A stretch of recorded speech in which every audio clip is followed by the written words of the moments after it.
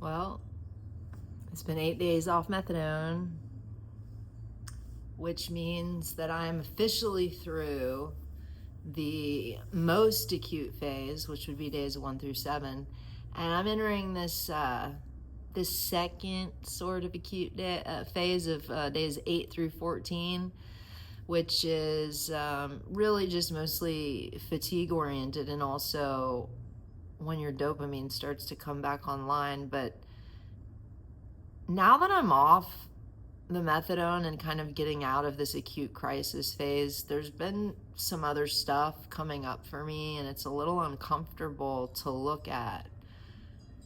I have realized, and I may have talked about this a little bit on here before, but the intensity of the realization is just, it's been so eye-opening to me. In active addiction, I did not just use substances to self-soothe. I used relationships to self-soothe, and I think a lot of us can relate to it. I used to think I would end up in these terribly chaotic relationships that weren't very fulfilling, and then I would wonder why. I would think it was just bad luck, or that I had a bad picker. I didn't understand that the intensity itself, the intensity of the relationship itself, was part of my addiction. If someone was just totally inconsistent, hot and cold, unavailable, that didn't scare me. It kind of activated me a little bit, because it was the waiting, the overthinking, the relief when they finally showed up, when they finally called, when they finally texted. And that relief felt like love. But it wasn't love, right? It was dopamine. It was dopamine. And us addicts aren't really addicted to substances other than dopamine. Like, whatever our drug of choice is, it's the dopamine. And my last relationship followed that exact same pattern, like super high intensity, lots of highs and lows, but deep connection. There were moments of very deep connection. There were big emotions, but then distance, followed by silence, followed by intense reconnection. And every time we reconnected, I felt like I was winning something. I felt like I survived something, like I mattered again.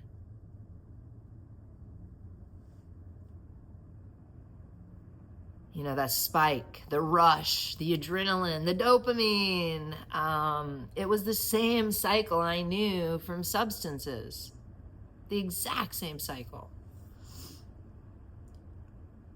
High, crash, chase, relief.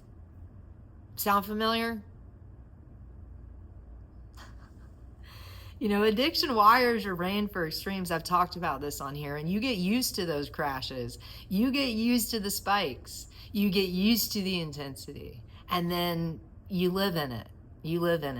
And so when something starts to feel calm, steady, or predictable, like when you get sober and get out of the acute withdrawal phase, it doesn't register as passion. Instead, it kind of actually registers as boring. And every time, it's just, we're not addicted to substances. We're addicted to intensity.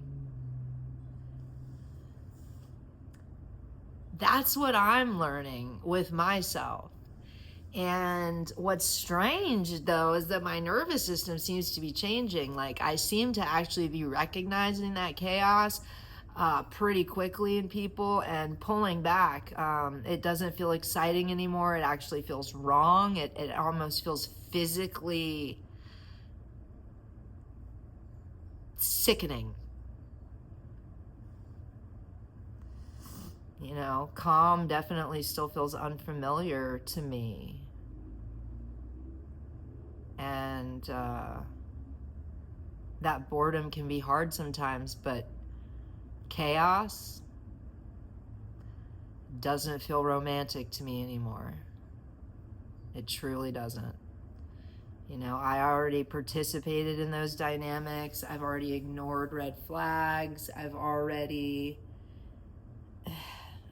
been on the roller coaster. You know, I couldn't, I chased people. I consistently chased people who were unavailable, who couldn't be there for me. I told myself that intensity meant depth.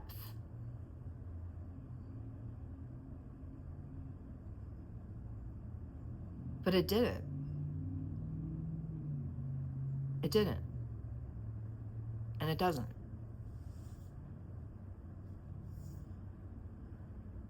You know, recovery isn't just about removing a drug. It's about retraining your brain to recognize stability as safety. It's about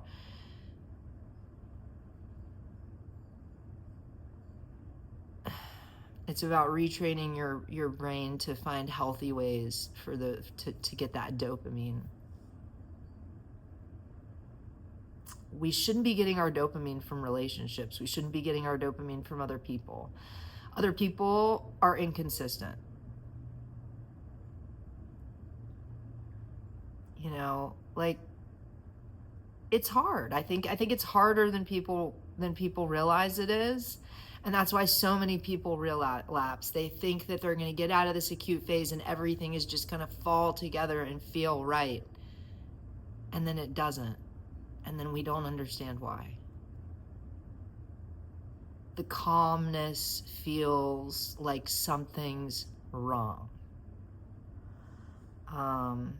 Because when you've lived in chaos for such a long time, I don't know, calm just feels too quiet. It can feel too quiet, and sometimes quiet can feel empty. And empty can feel dangerous. It can feel threatening. It can feel uncomfortable. You know, so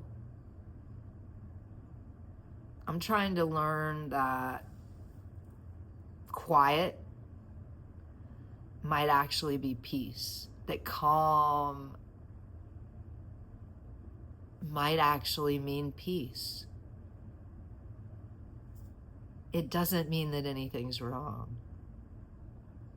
It's just a different kind of high.